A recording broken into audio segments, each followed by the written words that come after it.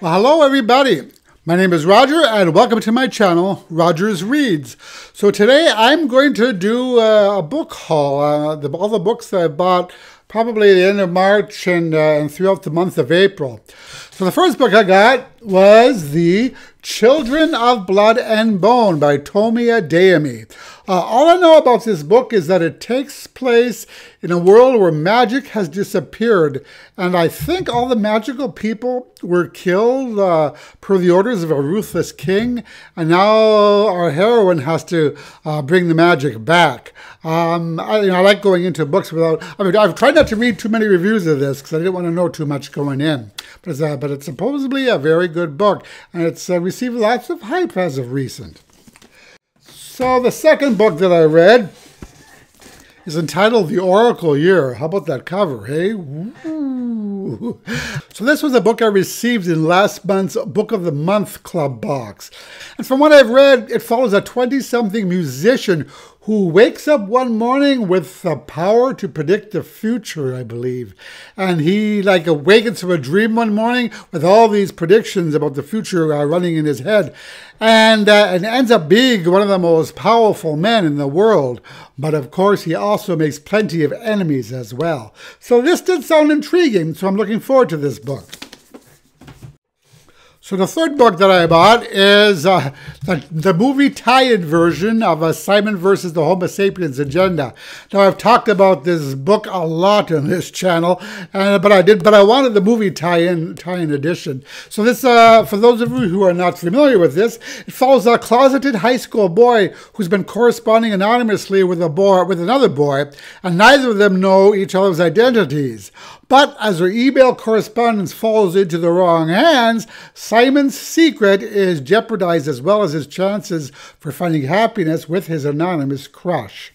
So if you haven't read this book, I recommend it. I really loved it. So the next book that I hauled was a book entitled Runebinder. So this takes place in a world where once human monsters called howls prowl the streets, and their hunger is gutted by these corrupt necromancers and the all-powerful kin. Now, only hunters have the power to fight back in this unending war using the same magic that ended civilization in the first place. And this story follows a hunter named Ten. Now, I do believe the protagonist is gay, though I'm not absolutely sure.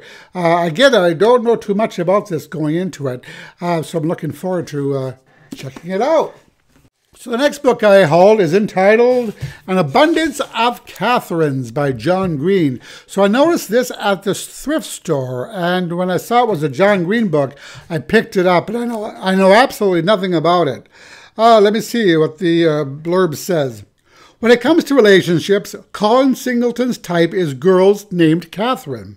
And when it comes to girls named Catherine, Colin is always getting dumped. 19 times to be exact.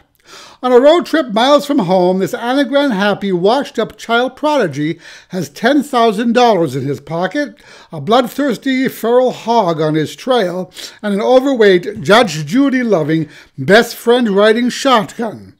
But no Catherines. Colin is on a mission to prove the theorem of underlying Catherine predictability, which he hopes will predict the future of any relationship and avenge dumpies everywhere and may finally win him the girl. So this sounds like a very strange book. Should be fun. So the next book that I hauled was entitled The Iron Trial by Cassandra Clare and Holly Black. So this book is the first book in the Magisterium series, and I've been wanting to investigate this series for a while now. And while I was wandering the thrift shop, I found this edition in brand new condition, just about. I don't even know if it's ever been read, for $1. So how could I pass this up? So this follows Call, who has been warned by his father to stay far away from magic. If he succeeds at the Iron Trial and is admitted into the Magisterium, he is sure it can only mean bad things for him. So Call tries his best to do his worst and ends up failing at failing. So now the sinister Magisterium awaits him. So this sounds really intriguing, and I have to see if this will be a series with which I'll continue. The next book I picked up, is called A Separate Peace by John Knowles. So this is another thrift store find and a classic. I read this years ago, and if memory serves me, it was a little bit on the disturbing side. It's set in a boys' boarding school during World War II.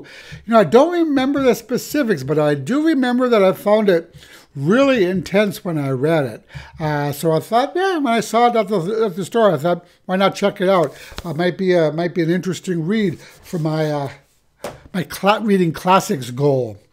So the next book that I picked up last month was a book entitled The Enchanted Life of Adam Hope. So this sounded really interesting. This is another book that takes place during World War II.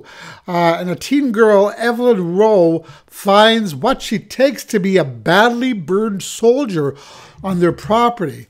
So she rescues the soldier, and I think it becomes clear pretty quickly that he is not a man, not one of us. The rescued body recovers at an unnatural speed, and just as fast, Evelyn and the soldier, Adam, fall deeply in love. So this sounds kind of like a fun story. And again, this was something a book that I've never even heard about, but it just caught my attention at the bookstore. So the last book I picked up was Hyttinen by Amy Kaufman and Jay Kristoff, which I'm sure many of you are familiar with. Yes, I finally got around to checking out this series. I've been wanting to for a while. This is the first book in the Hyttinen Files trilogy. So all I know about this is that it follows two teens whose planet was invaded, I do believe, and that there's a deadly plague that's mutating. Oh, and also, instead of a narrative, the story is told through transcripts of interviews describing events, email conversations, reports, graphic elements, and the like. I really like this type of format. I recently reviewed a book called The Wicker King that had the same type of format.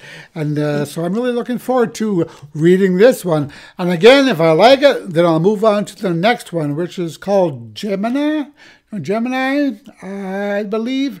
But we'll see how this one goes. And that is my April haul. And so, have you hauled any interesting books recently? If so, let me know in the comments. And that's it for today. As always, thank you so much for watching. I really appreciate your support. And I will talk to you in the next video. Bye-bye.